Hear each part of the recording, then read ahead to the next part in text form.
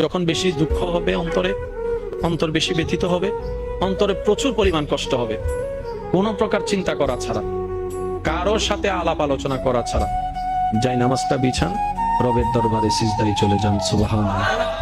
চোখটা বন্ধ করেন, চোখের পানি ছাড়তে থাকেন, মন হালকা হতে থাকবে, সিজদায় রবকে বলতে থাকেন, যা বলার বলতে থাকেন, যেভাবে বলার বলতে থাকেন।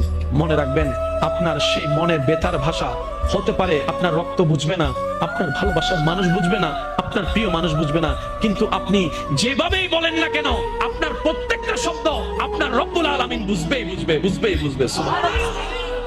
আপনি যখন ওনাকে দুঃখের কথা বলবেন, উনি আপনার দুঃখটাকে হালকা করে দিবে, সেই দুঃখের খবর প্রকাশ করে আপনাকে কখনো বেইজ্জত করবে না।